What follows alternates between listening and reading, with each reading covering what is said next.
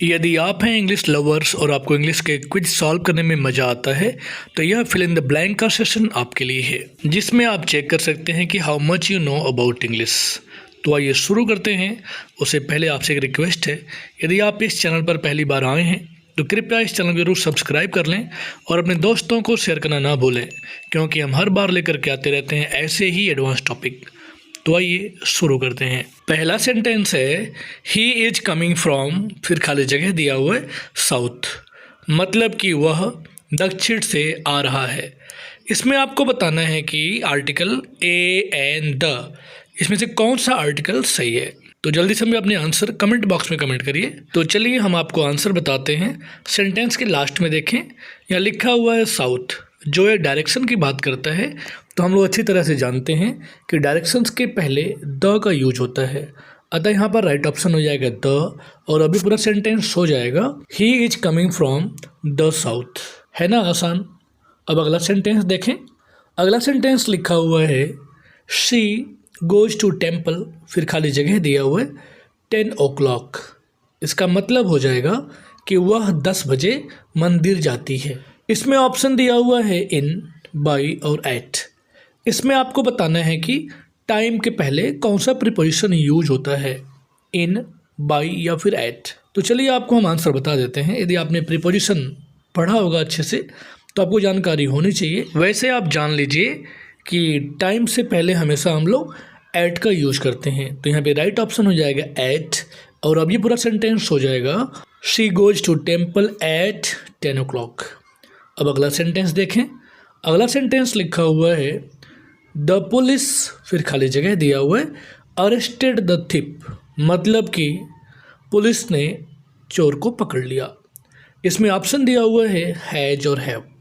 इसमें आपको बताना है कि कौन सा वर्ब सही है, हैज या हैव। तो चलिए हम आपकी मदद करते हैं। या सेंटेंस के शुरू में देखें, लिखा हुआ है द पुलिस।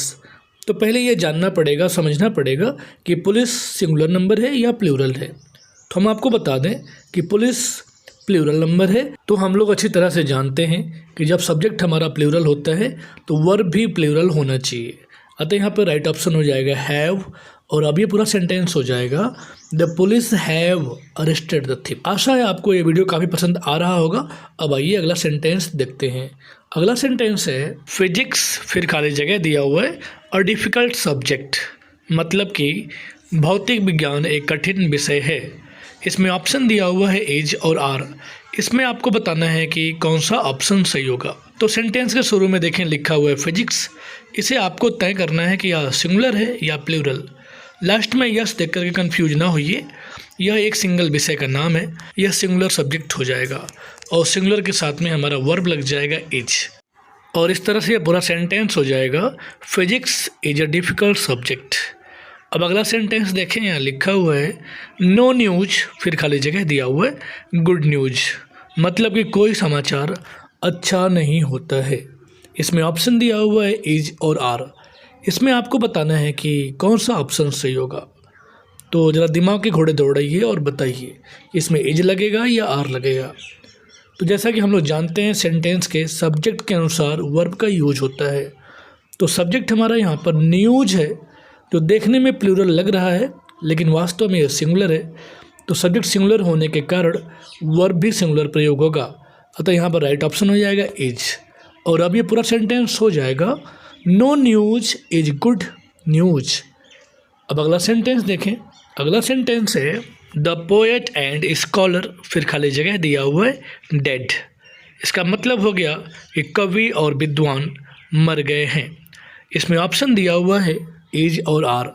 इसमें आपको बताना है कि कौन सा ऑप्शन सही होगा।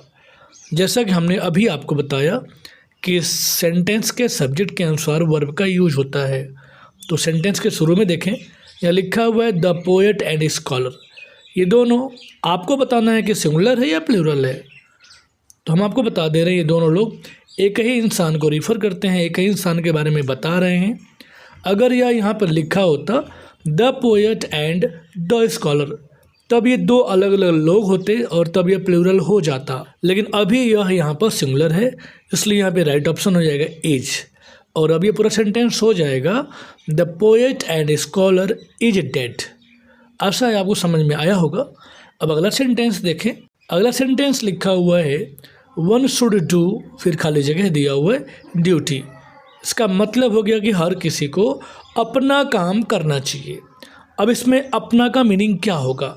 नीचे ऑप्शन में दिया हुआ है हिज, हर और वंस। इसमें आप बताइए कि कौन सा ऑप्शन सही होगा। तो चलिए आपको हम बताते हैं। यहाँ सेंटेंस के शुरू में देखें लिखा हुआ है वन, जो यहाँ पर सब्जेक्ट है और सब्जेक्ट के अनुसार ही हम अपना का मीनिंग लगाते हैं। तो वन के साथ अपना का मीनिंग हो जाएगा वंस, हिज और हर नहीं होगा। अब ये पूरा सेंटेंस हो जाएगा one should do once duty. अब आइए अगला सेंटेंस देखें। अगला सेंटेंस है एवरी सन शुड ओबे, फिर खाली जगह दिया हुआ है पेरेंट्स। इसका मतलब हो जाएगा कि प्रत्येक बेटे को अपने माँ बाप की बात माननी चाहिए। अपने माँ बाप की, तो अपने का मीनिंग यहाँ पर क्या होगा? हिज या देयर। तो जल्दी से हमें अपने आंसर कमेंट बॉक्स में कमेंट करिए। तो चलिए आपको हम आंसर बता देते हैं। सेंटेंस में देखें लिखा हुआ है कि एवरी सन मतलब हर बेटे को अपने माँ बाप की। तो यहाँ पर एवरी जो है ये सिंगुलर नंबर के लिए यूज होता है, अतः ऐसे में हमारा सब्जेक्ट सिंगुलर हो गया और यहाँ पर राइट ऑप्शन हो जाएगा हिज। और अब ये पूरा सेंटेंस हो जाएगा every son should obey his parents. अब अगला सेंटेंस देखें। अगला सेंटेंस है इट इज, फिर खाली जगह दिया हुआ है हु कैन हेल्प यू। मतलब कि इसका अर्थ हो जाएगा कि यह मैं ही हूँ जो तुम्हारी मदद कर सकता हूँ। अब यहाँ मैं ही का मीनिंग क्या होगा? मी, आई या माई सेल्फ। इसमें आप बताइए कौन सा ऑप्शन सही होगा। तो चलिए आपको हम आंसर बताते हैं। सेंटेंस में देखें बीच में लिखा हुआ है हु, जो यहाँ पर एक रिलेटिव प्रोनाउन की तरह यूज हुआ है। और आपको हम बता दें कि रिलेटिव प्रोनाउन से ठीक पहले यदि कोई प्रोनाउन का यूज हुआ है तो उसे नॉमिनेटिव केस में होना चाहिए। तो यहाँ पर राइट ऑप्शन हो जाएगा आई। और अब ये पूरा सेंटेंस हो जाएगा it is I who can help you. आशा है आपको समझ में आया होगा। अब आइए अगला सेंटेंस देखते हैं। अगला सेंटेंस है शुरू में खाली जगह दिया हुआ है can I do for you. इसमें ऑप्शन दिया हुआ है विच और व्हाट।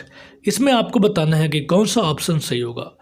इस सेंटेंस का अर्थ हो जाएगा कि मैं आपके लिए क्या कर सकता हूँ। यदि आप इस सेंटेंस के अर्थ पे ध्यान देंगे तो उसमें आ रहा है वर्ड क्या। तो क्या का मीनिंग क्या होता है? व्हाट। अतः यहाँ पे राइट ऑप्शन हो जाएगा व्हाट। और अब ये पूरा सेंटेंस हो जाएगा what can I do for you. अब अगला सेंटेंस देखें। अगला सेंटेंस लिखा हुआ है लेट, फिर खाली जगह दिया हुआ है go to the movie today. इसका मतलब हो गया कि आओ आज मूवी देखने चलें। इसमें ऑप्शन दिया हुआ है अस और वी। इसमें आपको बताना है कि कौन सा ऑप्शन सही होगा। तो चलिए आपको हम आंसर बता देते हैं।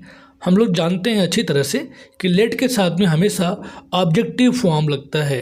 तो वी और अस एक ही वर्ड के सब्जेक्ट और ऑब्जेक्ट हैं।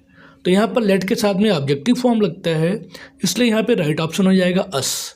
और अभी पूरा सेंटेंस हो जाएगा let us go to the movie today. अब अगला सेंटेंस देखें।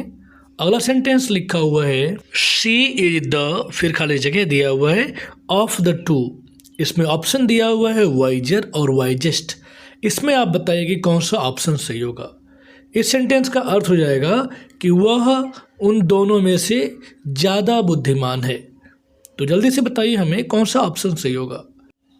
अब यहाँ पर ढेर सारे लोगों को कन्फ्यूजन हो सकता है सेंटेंस के बीच में द लिखा हुआ देखकर। उनको लगेगा यह सेंटेंस सुपरलेटिव डिग्री का हो जाएगा चूँकि द लगा हुआ है। लेकिन हम आपको बता दें कि जब तुलना केवल दो ही लोगों में हो तो वहाँ पर कंपैरेटिव डिग्री होती है, और जब तुलना दो से ज़्यादा लोगों के बीच में हो तो वहाँ पर सुपरलेटिव डिग्री का प्रयोग होता है।